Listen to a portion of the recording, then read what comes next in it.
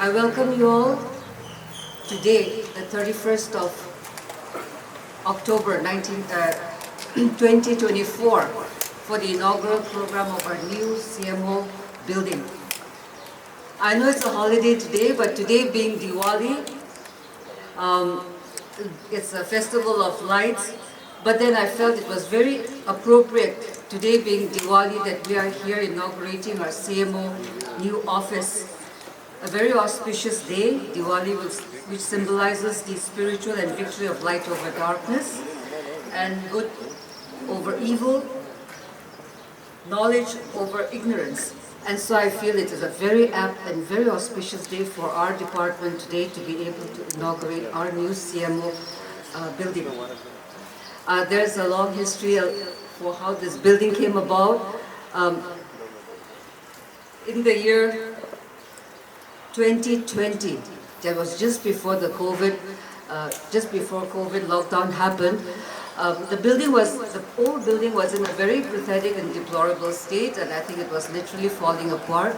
And so the whole office had shifted. Prior to that, our previous PD, Dr. Vikranta, and so his room was falling on his head, and so he ran over to the opposite office building, which also belongs to the department, but which is under the Ayush mission. And so he occupied one of the rooms there, saying that he treasures his life more than anything else. He refuses to die in office. And so he had shifted out, and that's when I think everything started rolling on how for the construction of the new CMO office. And so that would be sometime 2018. And so 2020, finally, all the staff, before the building fell on all of them, and before we had a major catastrophe, all the staff, all the rest of the programs, we shifted under the graciousness of the Ayush mission, who allowed us to move into their testing center, which was not being used at that time. And so because of that, we were able to shift, and then the process of the new CMO quarter took place, CMO office building took place. And so then before anything could happen, the COVID first wave arrived. Our staff was like the CMO staff in new conditions. They were like refugees there in the new building, and they had to tackle the COVID first wave as well, with all the returnees coming in. And so I would also like to appreciate all the staff who have really worked tirelessly during that time. They were just like the returnees coming in the train. They were also here just trying to get used to the new place and trying to settle in when the COVID first wave struck. And so they waited. Then the demolition of the old building took place starting from May 21. That's just after the first wave had ebbed down. But then, and then it was completed in September 21 itself, the demolition of the old building. But before they could start the construction of the new building, our second wave came, and then the second wave was, of course, it was more busy. We had, it was a different, again, it was a very different scenario than the first wave. And so, after that settled down, in the year 2022, 16th of May, finally the construction for the CMO new office started. But then there were a lot of, during the construction, a lot of problems were faced, I think, for the ground, since it's in a marshy land, so all those issues were there, but then in spite of all that, they were able to overcome that. And in the month of March 2024, the final touch-up was done by the contractors of the new building as per the DPR. And so that is in brief about the story of how this new building came about. And after that, since our working thing has changed, we needed a lot more fittings inside. And so waiting for that. It's taken a little bit of time, but the work has started. But then we felt that it is time to move because the new, under the Ayush mission, they wanted us to move out so that they could take over and then start off the construction of under the Ayush mission.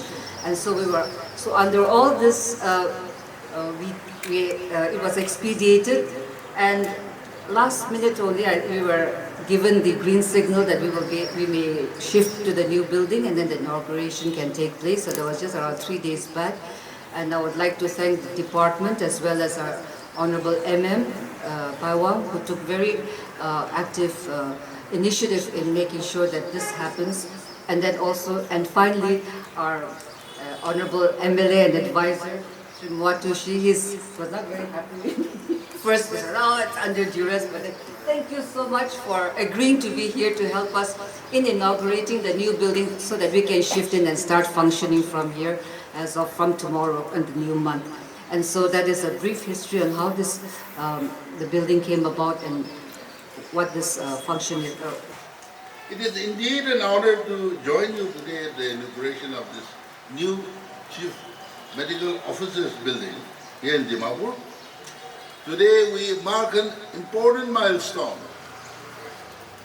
not for Dimapur but for all of Nagaland, as we take a significant step towards strengthening our healthcare infrastructure. This building stands as a testament to our commitment to improve the health and well-being of our people and ensuring that every citizen has access to coordinated, effective and compassionate care. Dimapur, as we all know, has long been a hub for healthcare services in Nagaland. People from every corner of the state come here seeking for medical attention, often traveling long distances to access quality care. This demand on Dimapur healthcare system underscores the need for a robust administrative building to support, to ensure the services are delivered efficiently and equitably. Therefore, this new CMO building will serve as a central pillar for that particular support. It is here that the critical decision will be made. Health programs will be planned and resources will be managed, all with the aim of providing the best possible care to our communities. This facility will be at the heart of the foundation,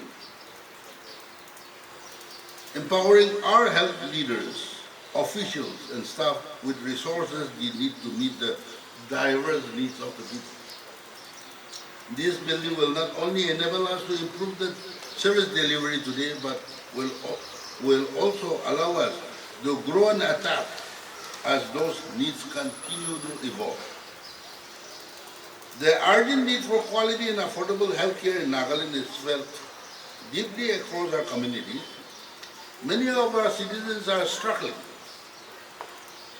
to get access for basic medical services and often face the challenge of high treatment costs.